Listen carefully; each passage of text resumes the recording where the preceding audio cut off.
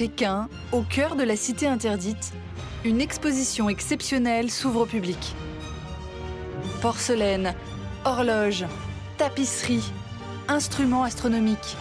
Près de 200 œuvres chinoises et françaises retracent l'histoire de l'admiration existant entre deux immenses civilisations au XVIIe et au XVIIIe siècle. Les équipes des deux pays nous proposent une exposition sublime. Les objets nous parlent, ils nous racontent des histoires. Pour certains des objets envoyés par le château de Versailles, je ne les ai jamais vus aussi en valeur. C'est vraiment un moment exceptionnel. La cité interdite et le château de Versailles dialoguent d'une façon inédite. À travers des chefs-d'œuvre précieusement conservés, ces deux civilisations sont devenues au fil du temps des sources d'inspiration l'une pour l'autre. Cette montre a une importance significative.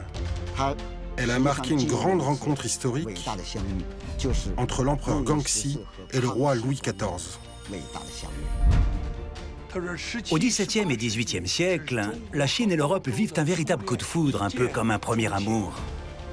Plusieurs siècles plus tard, ces œuvres d'art nous livrent les secrets d'une relation d'exception. Il y a encore des découvertes à faire, même au XXIe siècle. Et ça, c'est formidable et c'est très enthousiasmant. Une influence touchant tous les domaines de la société, de l'artisanat jusqu'à la philosophie. L'apport confucéen est compris par Voltaire et par les philosophes des Lumières comme remarquable. Une rencontre entre des courants de pensée qui a favorisé les échanges culturels et le progrès de deux immenses civilisations.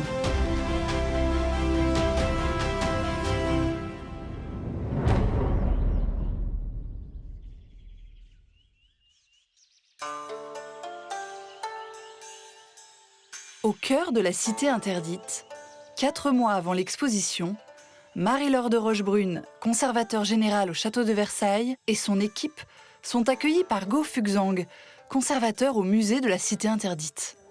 Bonjour, comment allez-vous? Bonjour, bien, merci. Bienvenue au musée du Palais. Les conservateurs, qui travaillent ensemble depuis plusieurs années, se retrouvent comme deux complices. On vous suit?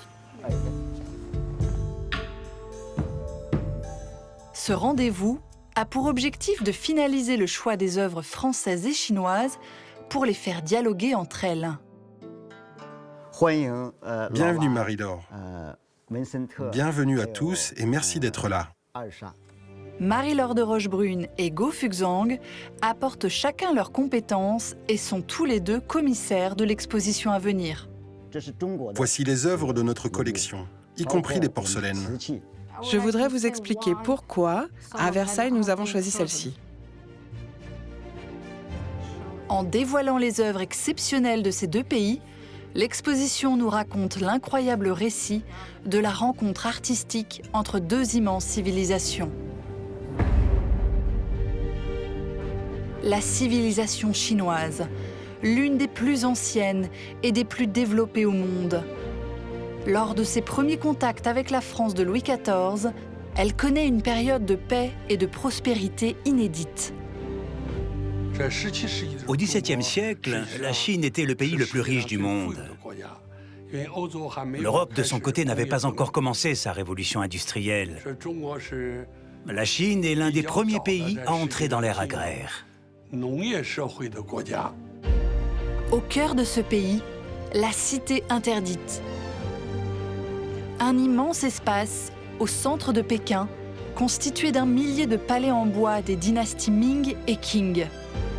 C'est le plus grand complexe architectural au monde et c'est aussi le mieux conservé. Le joyau de la civilisation chinoise, dont les valeurs se reflètent jusque dans son architecture. Les aspects les plus importants de la culture chinoise se retrouvent dans ces 3 caractères, Dao, Li et He. La cité interdite les représente à la perfection. Son orientation, dos aux montagnes, face à l'eau,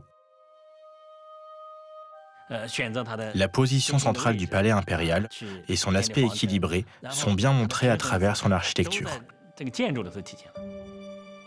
Pendant des siècles, la cité interdite a représenté le centre d'un pouvoir d'une incroyable pérennité. Il a été la demeure de 24 empereurs.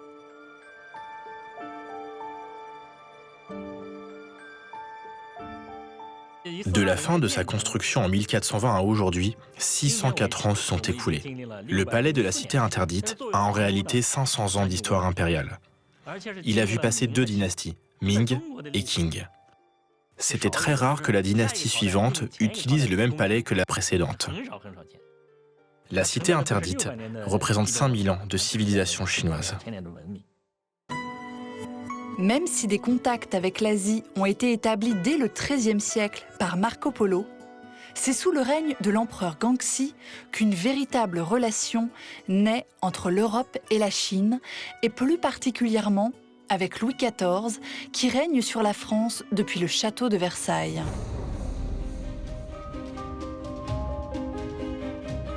C'est le palais le plus connu et le plus visité au monde.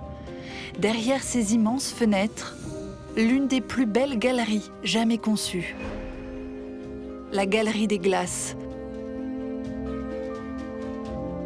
C'est ici que Louis XIV, puis ses descendants Louis XV et Louis XVI, ont vécu jusqu'à la Révolution française à la fin du XVIIIe siècle.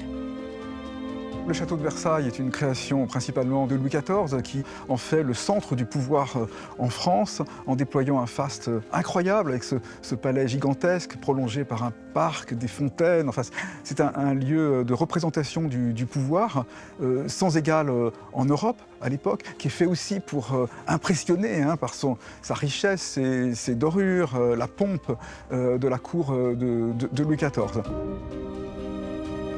Le château de Versailles et la cité interdite, 2 lieux qui illustrent une conception du pouvoir très différente.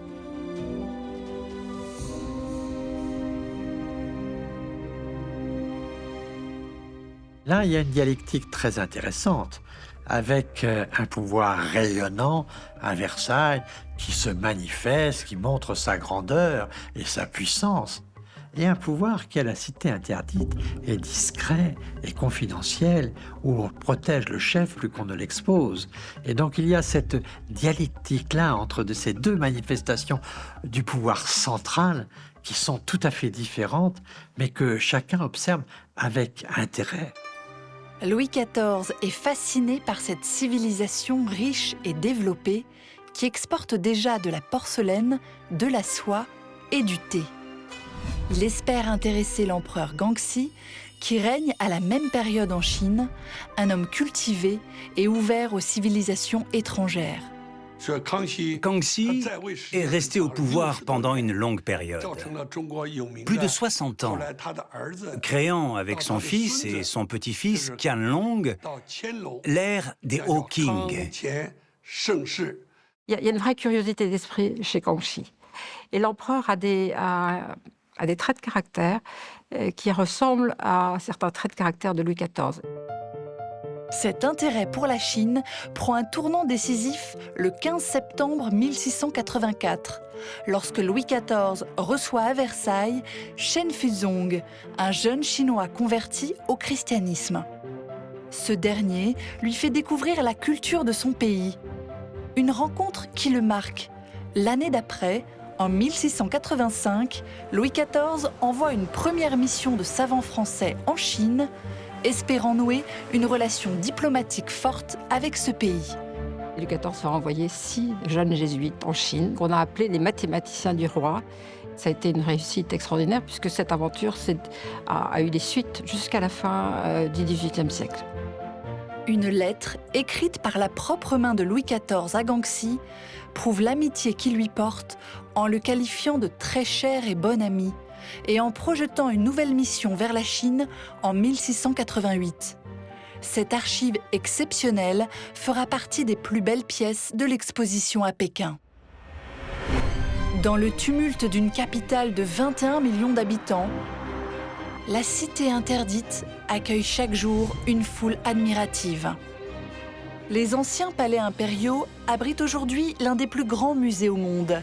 Le musée du Palais détient l'une des plus riches collections de calligraphie chinoise, de peintures, d'œuvres d'art et d'objets du palais, de livres anciens, ainsi que de nombreuses reliques culturelles.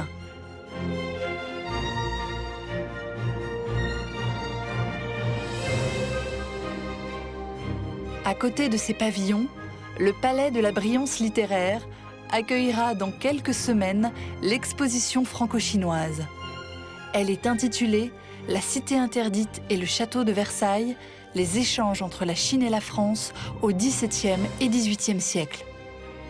Un événement majeur de l'année franco-chinoise du tourisme culturel, célébré par les deux chefs d'État. On les pose directement ici.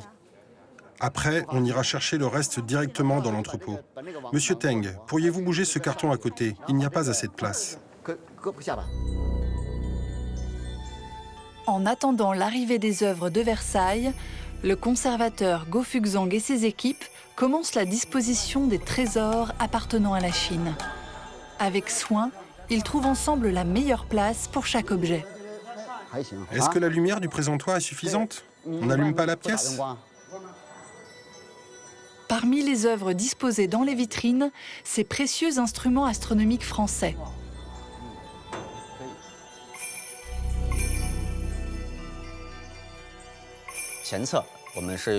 Nous exposons de véritables instruments scientifiques dans les vitrines. Les visiteurs pourront donc s'imprégner des connaissances de la culture française et mesurer son influence sur l'empereur chinois. Le goniomètre en cuivre doré fait partie des instruments français les plus rares. Fabriqué à Paris, cet instrument semi-circulaire, composé d'une boussole, servait à mesurer les angles et a été offert par les missionnaires à l'empereur Gangxi à la fin du XVIIe siècle. Cet intérêt pour la technologie occidentale est bien représenté dans la tapisserie appelée les astronomes, fabriquée en France. On y voit l'empereur chinois et un groupe de jésuites discutant ensemble, entourés de plusieurs instruments astronomiques. L'empereur, représenté en souverain sage et averti, montre son vif intérêt pour l'astronomie. Gangxi était un empereur très intéressé par les sciences et la technologie. Les cadeaux français qui lui ont été offerts, des horloges et divers instruments scientifiques, reflètent cette passion. Go Fugzang nous présente une montre offerte par Louis XIV à Gangxi, l'un des chefs-d'œuvre de l'exposition. Sur l'émail translucide, on remarque 3 lys dorés. Et on sait que la fleur de lys est le symbole de la royauté française. Au dos de cette montre de style typiquement français, le portrait de Louis XIV est ostensiblement gravé. Cette gravure célèbre le roi Soleil, son goût pour les arts, les sciences et ses nombreuses victoires militaires. Un détail apporte la preuve de la proximité entre Louis XIV et l'empereur. Quand on ouvre ce couvercle, regardez, c'est merveilleux. En général, on sculpte des motifs floraux sur cette partie, des animaux ou des objets sacrés. Ici, c'est très différent.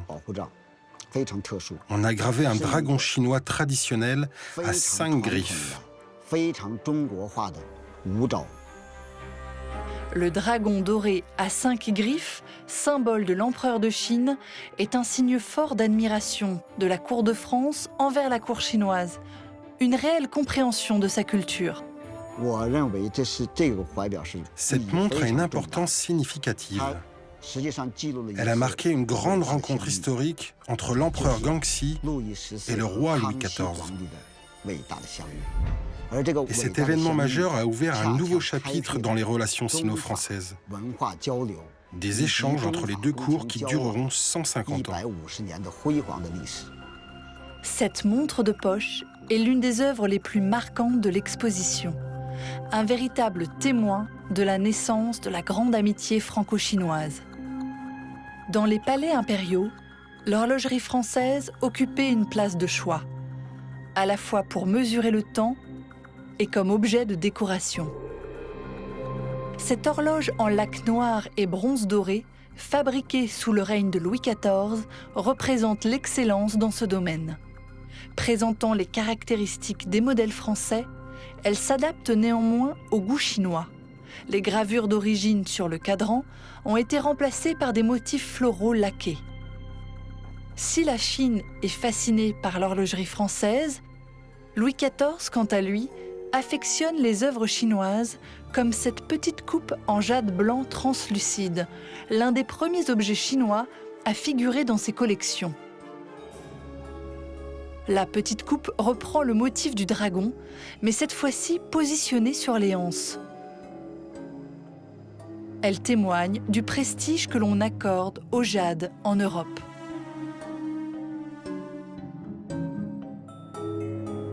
Un domaine attire également la cour de France, un art mystérieux dont on ne maîtrise pas encore les secrets et que l'on appelle l'or blanc. À l'époque de Louis XIV, et particulièrement au XVIIe siècle, la France portait un grand intérêt à la collection d'objets chinois. Et dans cette collection, la porcelaine avait une grande importance. Et spécialement la porcelaine bleue et blanche, qui était particulièrement appréciée.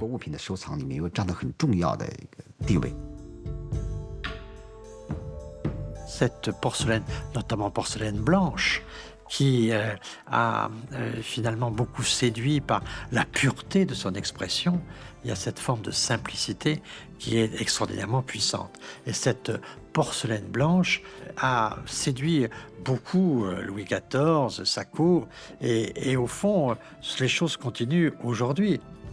Parmi les œuvres qui seront exposées, ce vase en porcelaine bleu et blanc, avec motifs végétaux et animaliers, est un exemple parlant du savoir-faire chinois apprécié des Européens.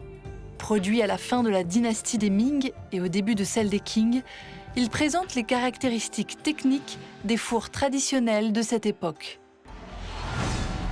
Un savoir-faire concentré depuis toujours dans le sud de la Chine, à Jingdezhen. Située près des plus grandes carrières de kaolin, la ville est connue dans le monde entier pour son or blanc. Capitale de la porcelaine, Jingdezhen se distingue par 600 ans d'histoire liée à ses fours impériaux. La porcelaine impériale qui est exposée aujourd'hui dans la cité interdite était principalement fournie par Jingdezhen. Les porcelaines de Jingdezhen étaient non seulement d'une qualité de fabrication exceptionnelle, mais c'était surtout de véritables œuvres d'art. Elles étaient ornées de nombreuses peintures et, de plus, ces différentes techniques de cuisson étaient d'une grande précision. Au cœur de la ville, les vestiges de ces fours impériaux témoignent encore du succès de la production de porcelaine pendant les dynasties de Guangxi, Yongzheng et Qianlong. Depuis toujours, les manufactures respectent les mêmes étapes pour fabriquer la vaisselle en porcelaine. Ici, par exemple, on produit de génération en génération une glaçure translucide, semblable à du jade.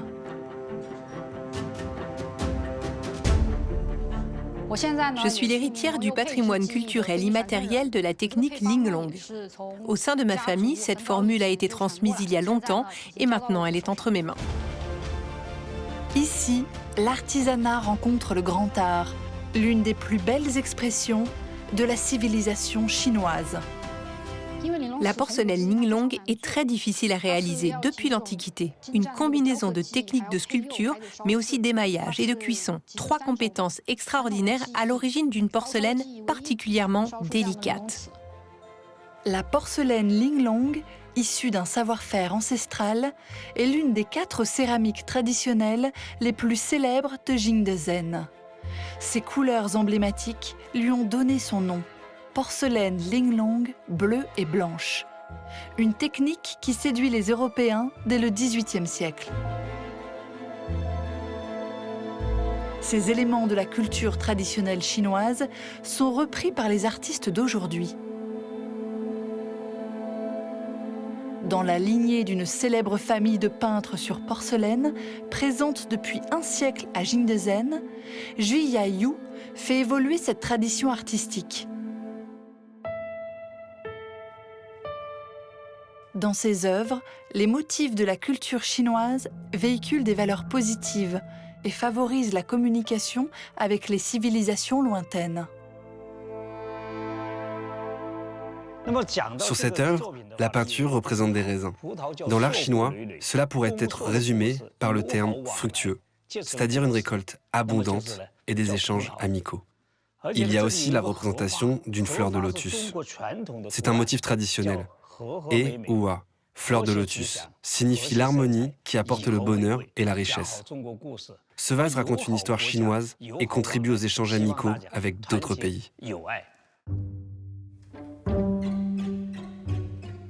La porcelaine de Jingdezhen s'exporte dans le monde entier et occupe une place de choix à Versailles.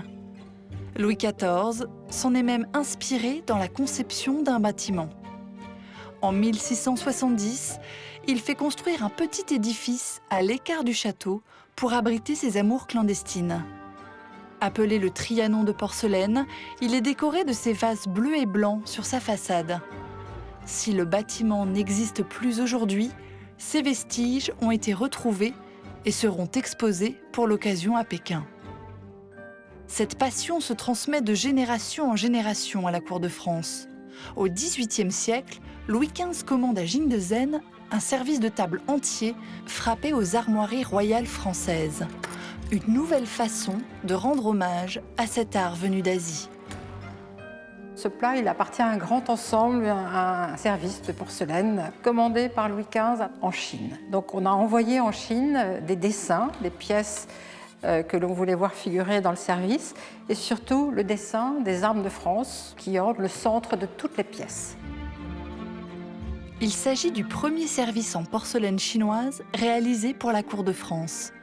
Il est désormais prêt à retourner dans son pays d'origine près de 300 ans après sa fabrication.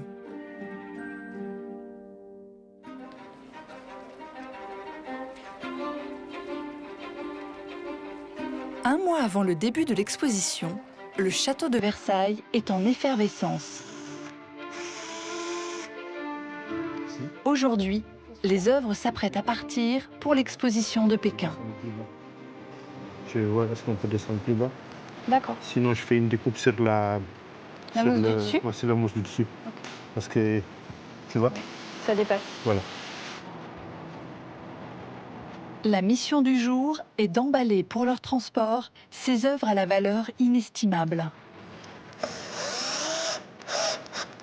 Vas-y. L'autre côté.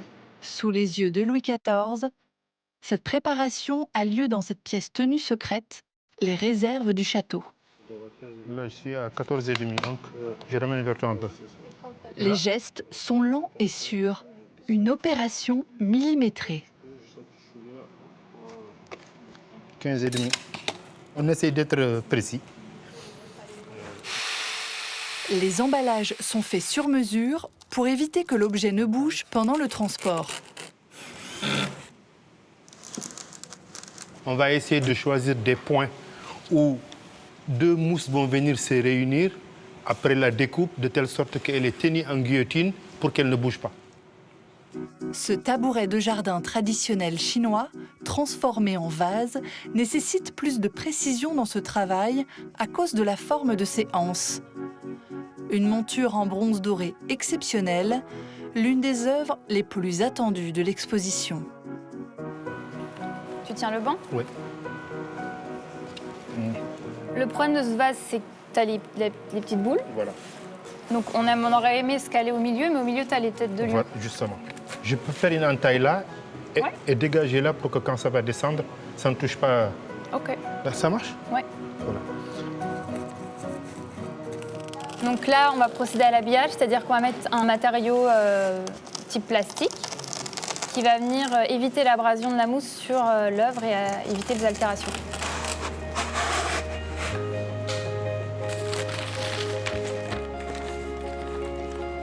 Je vais juste pivoter un tout petit peu à la base.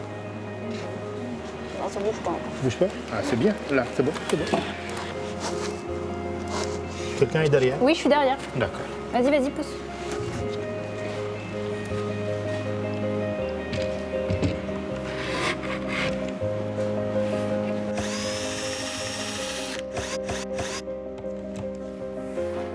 Donc là, le caisson est bien fermé, l'œuvre est conditionnée à l'intérieur et on va pouvoir procéder à la mise en caisse du caisson. Et puis la prochaine fois qu'elle sera ouverte, ce sera en Chine, à Pékin.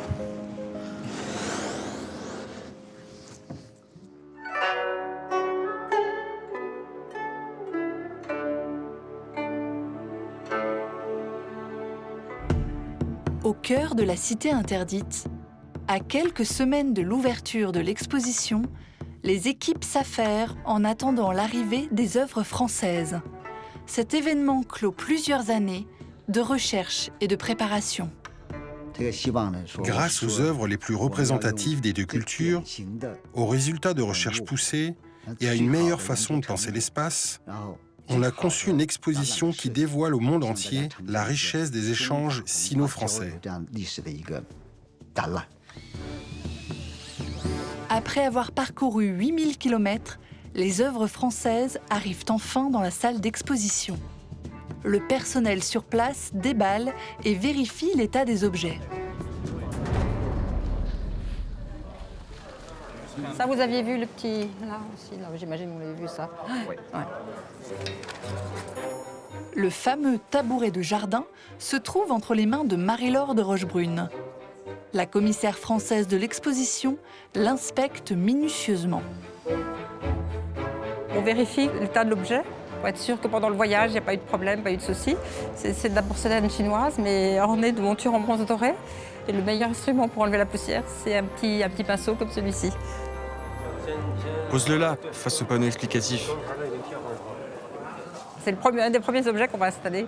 Donc ça y est, ça devient très concret. Le dialogue entre les œuvres françaises et chinoises est le fruit d'une coopération étroite entre les deux commissaires de l'exposition. Cela fait 5 ans que nous collaborons avec l'équipe du Château de Versailles, et en particulier avec Madame de Rochebrune. Ensemble, nous avons fait de nombreuses découvertes. L'une des plus grandes découvertes a été faite en France. Une véritable surprise qui tient du miracle. En 2016, un objet a été découvert totalement par hasard lors de l'inventaire d'une maison française loin du château de Versailles. Un objet terni par le temps, mais bel et bien lié à la royauté française. Son identité a été révélée grâce à un travail poussé de restauration. Le but du nettoyage, c'est d'éliminer cette couche très noire, très adhérente, très dense de sulfure d'argent qui recouvre le métal, qui masque en grande partie les zones qui sont dorées et l'argent lui-même. Une pâte de carbonate de calcium, un dérivé de la craie, a été appliquée sur l'ensemble de l'œuvre. Donc voilà, maintenant il va falloir frotter. Donc on voit rapidement que un résultat satisfaisant puisque le métal est propre et retrouve sa brillance. Voilà. Sur le col, on devine dans la ciselure des traces de dorure qui commencent à apparaître. Et on va découvrir au fur et à mesure du nettoyage et à l'issue de la restauration que c'est un objet qui dès le départ a été conçu pour avoir un aspect très précieux bien sûr. Ce travail minutieux a révélé la valeur inestimable de l'objet.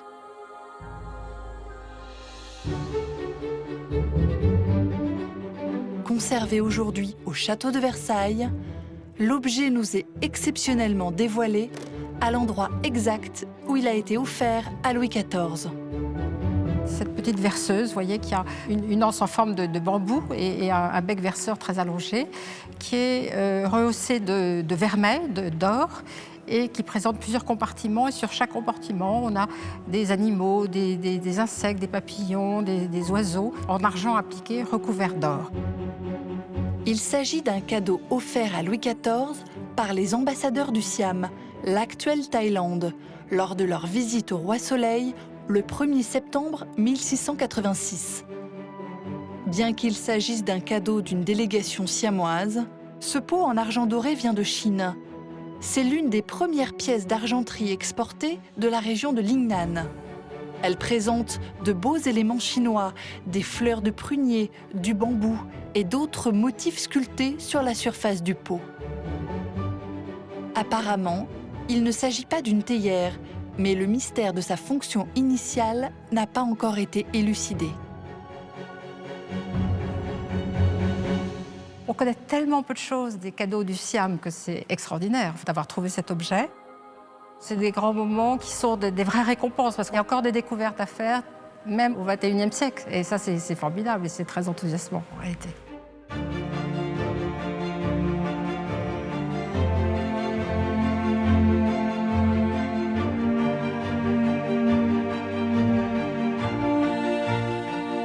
Trois siècles après son voyage originel, la verseuse chinoise retrouve une place d'honneur dans son pays et côtoie dans le plus bel écrin des œuvres françaises tout aussi exceptionnelles.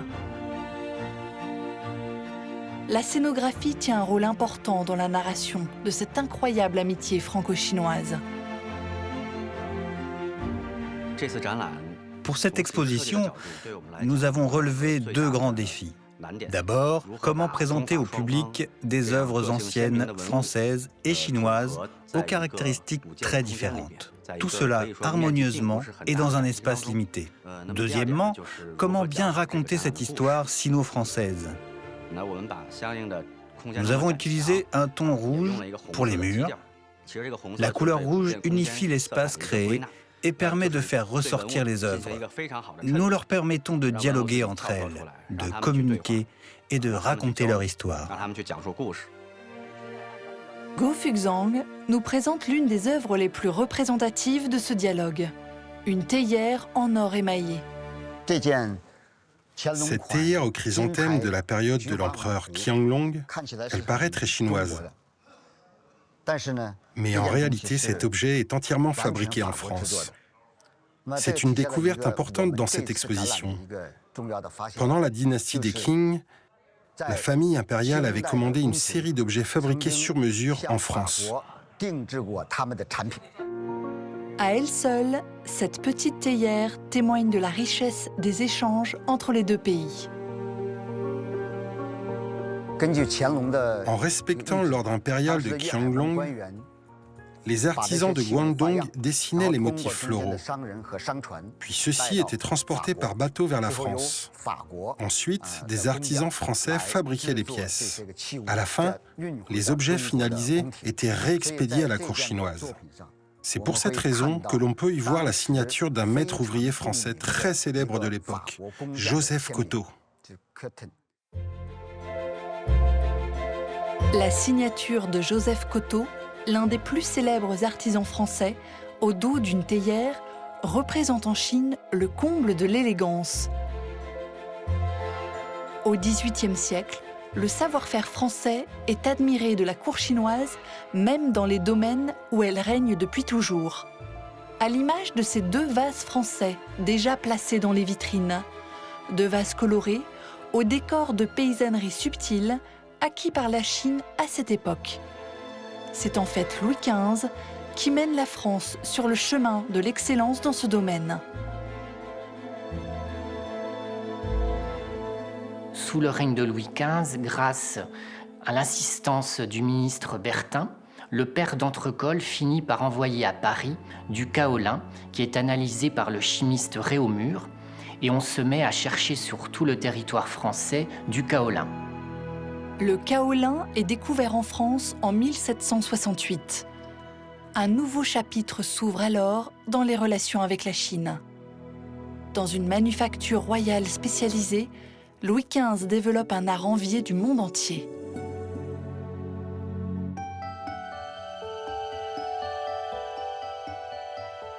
La manufacture de Sèvres. Au sud de Paris, c'est l'une des plus prestigieuses manufactures de porcelaine en Europe. Elle abrite près de 3 siècles de savoir-faire, une excellence reconnue dans le monde entier. Elle a su conserver ses techniques et son patrimoine industriel, comme ses fours à briques du XIXe siècle. La manufacture de Sèvres a été fondée d'abord en 1740. Elle a été installée au château de Vincennes. Elle déménage en 1756 à Sèvres et c'est là qu'elle va prendre un essor assez considérable. Un essor considérable car un personnage clé encourage sa production. C'est Madame de Pompadour. Elle achète énormément. On voit très souvent son nom dans les registres de la manufacture, assez près d'ailleurs des achats du roi et de la famille royale. Donc tout ce que fait la maîtresse du roi est observé de près et parfois suivi par les courtisans, le cercle intime du roi Louis XV. Donc ça, déjà, son goût est assez important pour ça. Au XVIIIe siècle, la manufacture de Sèvres crée aussi de véritables tableaux de porcelaine. En hommage à la Chine, à partir d'esquisses, ces artisans créent un tableau représentant l'empereur Qianlong en personne. L'empereur Qianlong exerce un rôle extrêmement important en Chine parce que c'est une période d'apogée, en quelque sorte, de cet empire chinois. C'est une grande période de stabilité, donc sur le plan politique, mais aussi sur le plan artistique. C'est un amateur d'art, collectionneur, qui va développer également les relations avec le monde occidental et notamment la France. Plus tard, en 1776, le roi Louis XVI acquiert ce tableau et le place dans un endroit stratégique de Versailles, son bureau personnel. Une marque sincère d'admiration. On est en 1776 et c'est une plaque qui est un témoignage merveilleux de l'intérêt qu'à la fin du XVIIIe siècle, on porte encore à la Chine, justement, et à l'empereur contemporain Louis XVI, qui est l'empereur Qianlong. Au XVIIIe siècle, la manufacture royale de Sèvres profite de l'engouement pour la Chine et se base sur ce tableau pour fabriquer des répliques de l'empereur, mais sous forme de véritables biscuits de porcelaine. Le succès est immédiat auprès des élites passionnées de Chine et ces créations séduisent même la femme de Louis XVI, la reine Marie-Antoinette. Ce qui est très intéressant dans cette œuvre, qui est très simple à la fois, mais qui décrit vraiment les pratiques spécifiques de la Chine, et notamment le costume qui était porté à la cour de l'empereur, avec cette coiffe et ce vêtement en fourrure notamment. Le visage est extrêmement minutieusement décrit. On a également une expression très posée de stabilité qui se décrit dans ce visage très finement rendu. 3 siècles plus tard, l'un de ces biscuits est toujours conservé au sein de la manufacture. Ici, un savoir-faire d'excellence se transmet à travers les siècles. Les mêmes techniques de moulage sont utilisées depuis le XVIIIe siècle. Les équipes reproduisent pour nous cette pièce de porcelaine exceptionnelle, un travail de minutie et de patience. Là, je vais déposer la croûte dans la première partie de ce moule. Je vais m'aider. Pascal Louva réalise d'abord ce que l'on appelle l'estampage du moule. Donc j'ai suffisamment de pâte parce que s'il y a des faiblesses à certains moments, on peut passer à travers, donc ce serait un peu ennuyeux. Elle assemble ensuite les 2 parties du moule, l'avant et l'arrière de la tête de l'empereur. Et je vais utiliser mon marteau, enfin ce qu'on appelle dans notre jargon technique une maillotche. Et je vais taper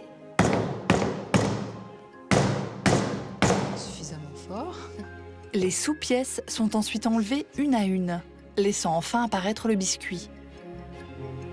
Voilà, on découvre enfin le visage de l'empereur de Chine. Des techniques anciennes encore utilisées aujourd'hui grâce à des outils sur mesure. Nous les fabriquons, certains, parce qu'en fin de compte, ils sont vraiment adaptés pour une situation. Par exemple, là, au niveau du coin de l'œil, on va venir en fait positionner l'outil de cette façon et ça va nous donner vraiment le petit interstice, là, la petite goutte là, au niveau de l'œil. On aime bien regarder aussi la sculpture, en fait, l'expression des visages. Plusieurs siècles après la séance de pose de l'empereur Qianlong, la magie opère à nouveau.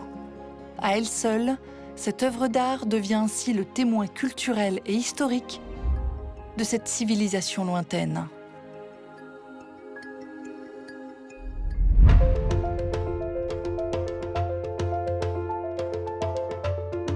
quelques jours de l'inauguration de l'exposition, la mise en place des œuvres touche à sa fin. Les changements de dernière minute se font avec précision et concentration. Lors de ces préparatifs, une œuvre étrange trouve sa place derrière ces vitrines. Un vase chinois auquel les plus grands artisans français du XVIIIe siècle ont ajouté un ornement végétal, ainsi qu'un cygne dont le bec sert de robinet. Il y a une fascination pour la porcelaine de Chine en Europe. Et si on ajoute des montures en métal précieux, c'est donc pas du tout parce qu'on a du dédain pour ces pièces. Au contraire, elles sont tellement belles, il faut encore les rendre encore plus belles. Voilà. Et peut-être d'une certaine manière, mais un peu inconsciemment, les adapter au goût européen.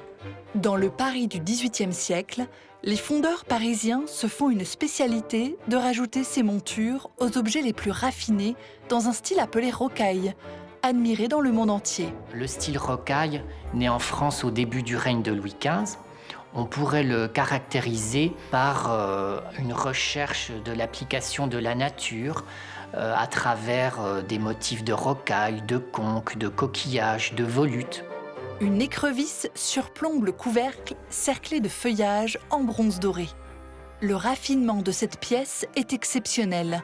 Le bronze doré, c'est une spécialité des artisans parisiens. Et le bronze doré parisien est d'une qualité inouïe. Les montures qu'on adapte à ces pièces de porcelaine vont transformer leur fonction première. Une transformation radicale, puisque ce vase est devenu une fontaine à parfum.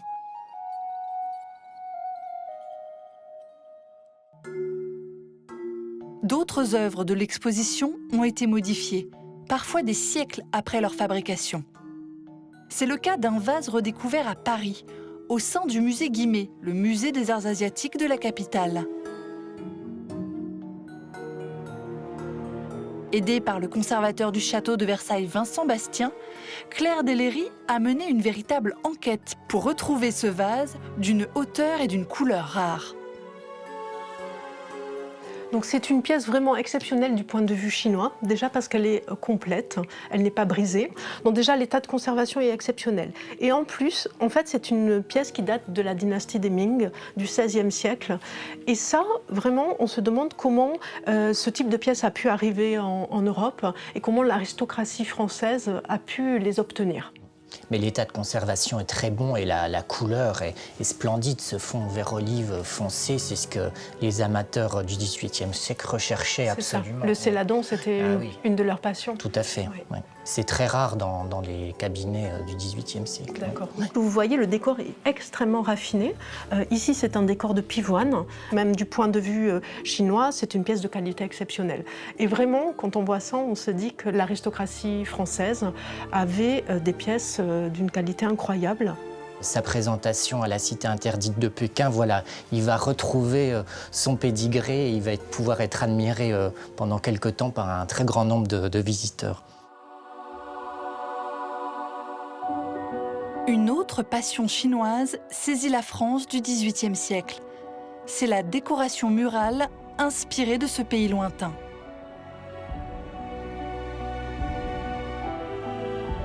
À cette époque, au château de Versailles, la femme de Louis XV, la reine Marie Lesinska, choisit la décoration de son boudoir en rendant hommage à la Chine. Passionnée par les arts, elle participe elle-même à la peinture de ces scènes de la vie quotidienne. Marie Lesinska, donc c'est l'épouse de Louis XV, une femme discrète, mais en fait très cultivée, qui s'intéresse à l'histoire, qui s'intéresse à la géographie. Et elle s'intéresse aux missions jésuites en Chine. Elle va les aider, elle va aider les jésuites qui sont en Chine en leur octroyant des subsides. Et après Madame de Pompadour et Marie Lesinska, c'est au tour de Marie-Antoinette, épouse de Louis XVI, d'influencer profondément ses relations sino-françaises. Marie-Antoinette a baigné dans une atmosphère d'objets extrêmement orientaux à Vienne, en Autriche. L'impératrice Marie-Thérèse, la mère de la reine Marie-Antoinette, avait à Vienne des collections asiatiques très importantes. Elle avait des porcelaines de Chine, des porcelaines du Japon. Et donc, Marie-Antoinette, elle a baigné enfant dans ce goût, dans cette atmosphère.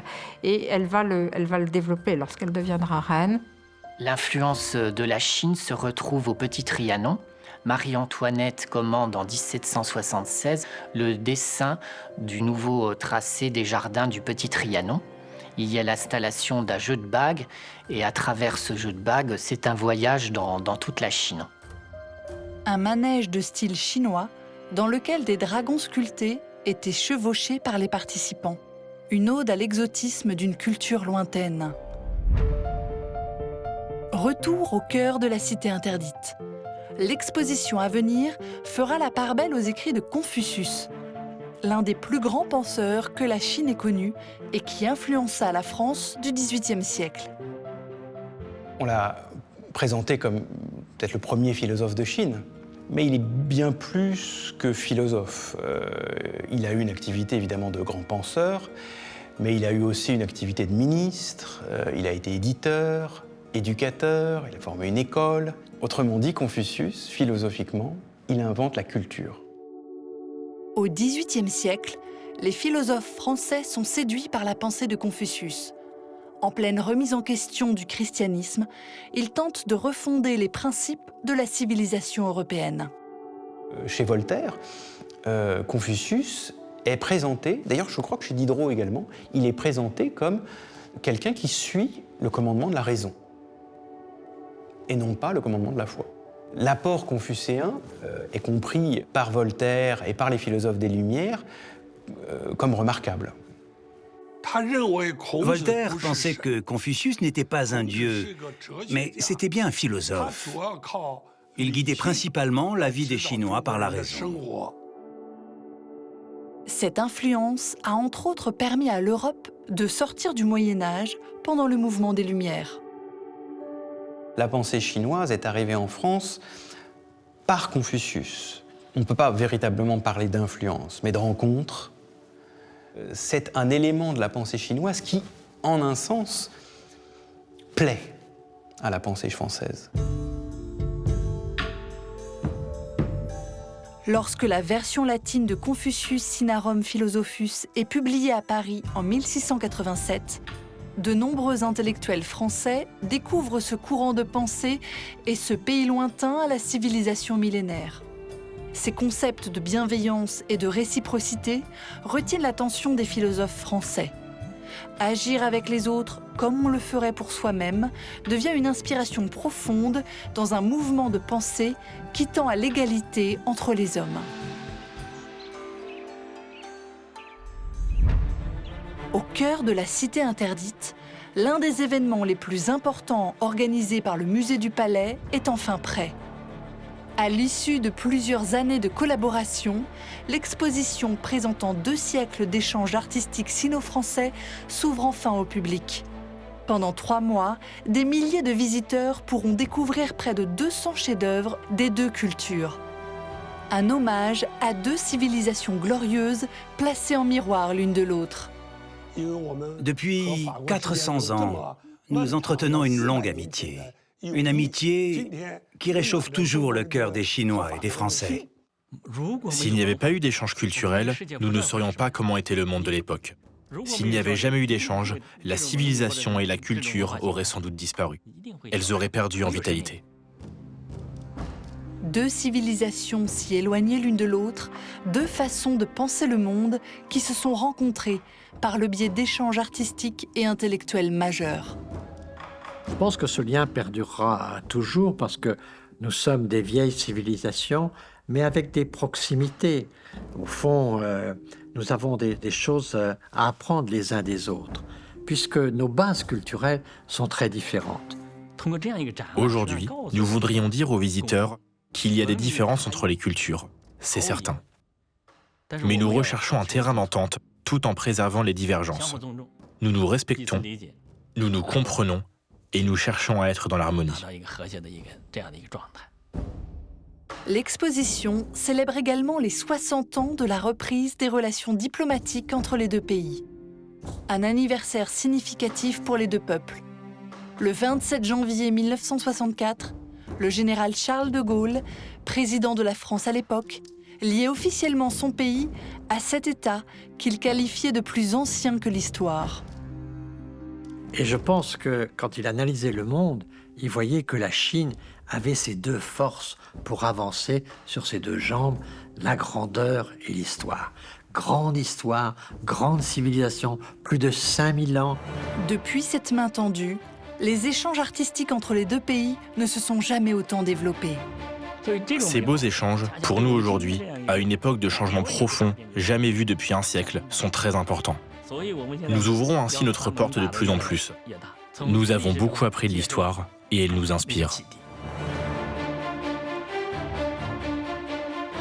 Pendant 3 mois, l'exposition met en lumière l'incroyable créativité dont ont fait preuve ces deux civilisations à travers le temps. Grâce aux œuvres d'art exceptionnelles que les deux pays se sont offertes, aux multiples hommages qu'ils se sont adressés et au savoir-faire d'excellence qu'ils ont développé ensemble, cette exposition est porteuse de promesses, d'espoir, l'espoir d'échanges culturels et humains toujours réinventés. Ainsi, la formidable amitié continue de s'écrire entre la Chine et la France, deux civilisations aux liens éternels.